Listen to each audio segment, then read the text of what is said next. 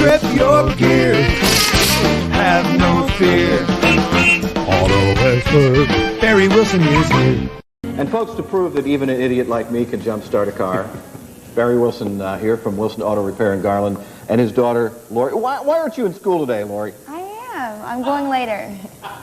All right, I'll write you a note. This is to Like prove that'll do any good. This is to prove you can be late to school and still jump to start your car and get there on time. Yeah, you go to. I had a dead battery. My dad had a dead battery. We had to jump. I had to jump start it for him. And it's on television to prove it. Absolutely. Okay. We're talking about, which is a big problem in the heat of the summer and, of course, the winter, but we're talking about today about how to jump start your car. If you go out and your battery is dead and you want to jump start it, of course, the first thing you have to do is have a good set of jumper cables, and that's real important. You don't want to go buy the cheapest set you can buy. You want to buy a real good set because that makes a big difference in letting it start properly. So what you do, and I've already hooked it up to the pickup over here, but you have two terminals on your battery. You have a positive or a plus or a negative here and the minus, and I've kind of highlighted them here.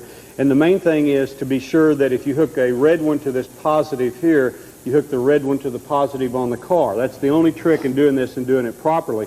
So, Lori, why don't you hook that up, and then I'm going to... And we're going to stand back, Lori. Yeah, that's right. Okay.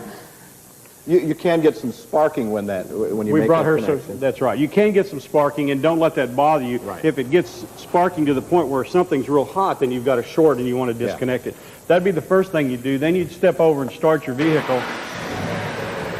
Now, assuming this was the battery in the car that you're trying to start, you may go around and turn the key and nothing happens. So the next thing you'd want to do is wiggle the connections on both cars, because a lot of times they don't make a good connection. So, Lori, if you'll just wiggle those, and you can kind of see all you have to do is just wiggle them back and forth.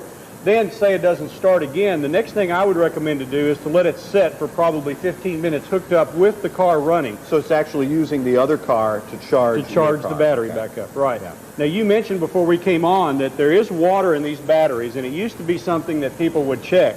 We still check it in our garage, but it's extremely dangerous. A battery can blow up on you when you jump start it because the fumes that come out of there will catch on fire.